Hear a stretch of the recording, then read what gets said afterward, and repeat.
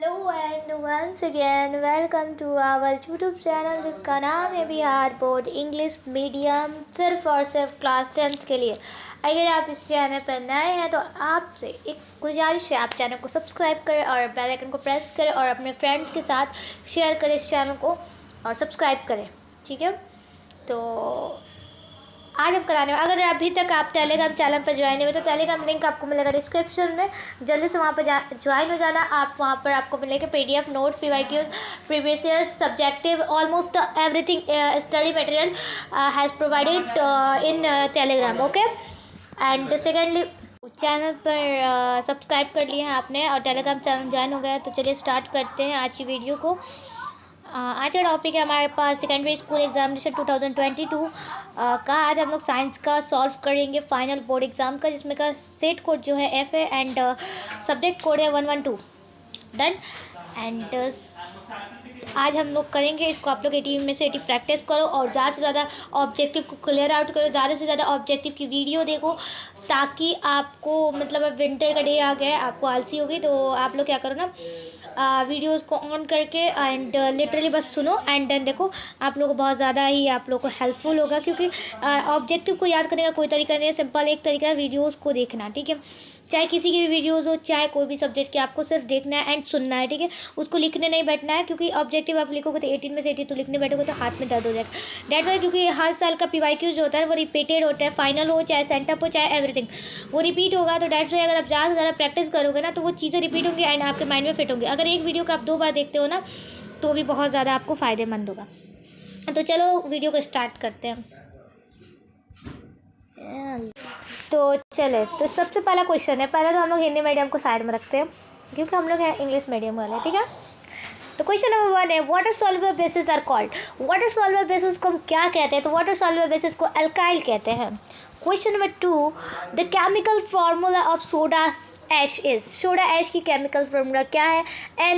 Na2HCO3 Na2HCO3 okay, remember it.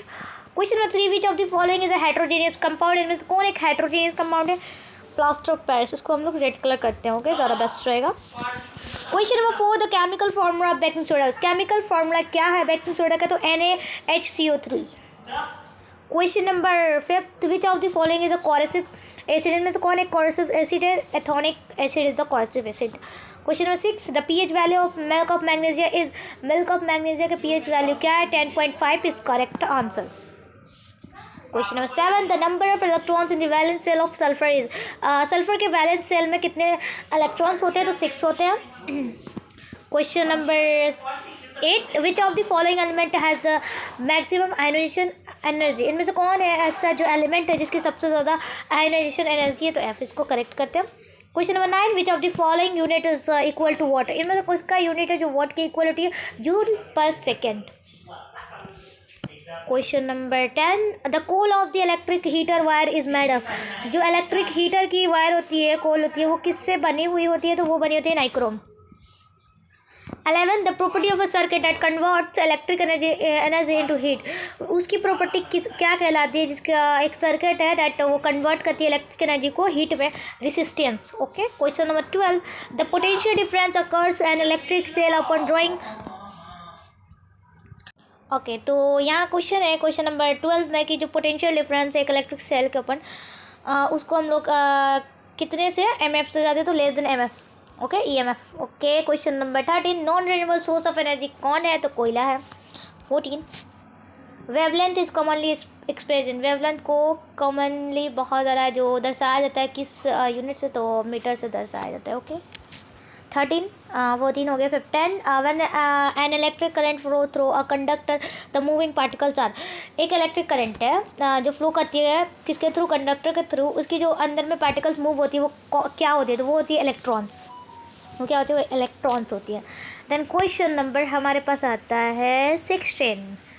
यहाँ question पूछा जा रहा है, how much work is done in moving 2 coulombs of charge between 2 points is 12 V and potential difference।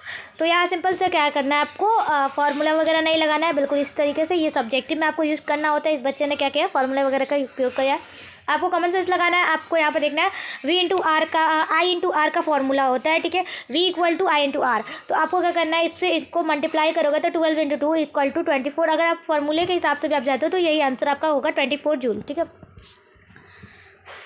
70 number, which plant did Mendel use for his genetic experiment, कि जो Mendel साहब थे उन्होंने अपनी एक्सपेरिमेंट के लिए कौन से प्लांट का यूज़ किया, पी, ओके, मटर के पौधे का। 18 number, which type of respiration releases more energy, किस टाइप की जो रिस्पायरेशन होती है बहुत ज़्यादा एनर्जी को रिलीज करती है, aerobic. Question number 19, mail genital gland in women is called, जो मेल का जेनिटल ग्लैंड होता है उसके वुमेन में क्या कहते हैं, तो testis, okay.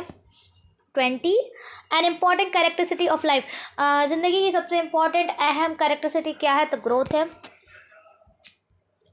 Autotrophic nutrition occurs in, autotrophic nutrition किस में देखी जाती है, प्लांट में देखी जाती है। ग्लाइकोलाइसिस ऑकर्स इन, ग्लाइकोलाइसिस किसके द्वारा ऑकर्स होती है, साइटोप्लाज्म में होती है। 23, structural and functional unit of nervous system is called, एक स्ट्रक्चर और क्या बोलते हैं, फंक्शनल जैसे यूनिट होती है नर्वस सिस्टम को, उसको क्या कहते हैं, न्यूरॉन कहते हैं, ठीक है। 24, which enzyme act on fat, कौन सी एंजाइम जो फैट पे एक्ट करती है, एमिलाइसिस।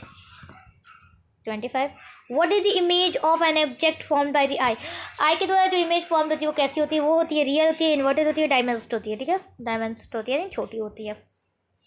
What is used to measure the current in an electric current, कि करंट का अगर हमको मेजर करना है करंट को इलेक्ट्रिक सर्किट में तो किसका यूज़ करेंगे, तो एमीमीटर का यूज़ करेंगे। देन यहाँ पर विच of the following does not represent electric power, इनमें से कौन है जो इलेक्ट्रिक पावर को रिप्रेजेंट नहीं करता है, आई इंटू आर का स्क्वायर, ठीक है। विच of the following can form a real image of an object, इनमें से कौन एक रियल इमेज बनाता है, तो कौन बनाता है, तो कन्वेक्स लेंस बनाता है। 29, the point at which the rays coming out from a point object after reflection through a lens meet is called, कि जो एक पॉइंट है वो रे से आती है, रे से एंड एक पॉइंट ऑब्जेक्ट को रिफ्लेक्शन के बाद मिलती है एक लेंस से, तो उस पॉइंट को क्या कहते हैं, तो उसको कहते हैं image point. The objective lens of photographic camera is, जो फोटोग्राफिक कैमरा का ऑब्जेक्टिव लेंस होता है वो कौन सा लेंस होता है, तो वो होता है convex lens, convex lens, not convex lens, okay, convex lens. यहाँ पर आता है कि which one of the following lenses would you prefer to use well reading small letters found in dictionary, कि आप कौन से लेंस का जो डायमीटर है उसको आप लोग प्रीफर करेंगे जब आप डिक्शनरी पढ़ते हैं, उनके छोटे वर्डों को पढ़ते हैं, तो कौन सा, एक कन्वेक्स लेंस जिसकी फोकल लेंथ 5 सेंटीमीटर होगी, कन्वेक्स लेंस जिसकी फोकल लेंथ कितनी होगी, 5 सेंटीमीटर, याद रखना।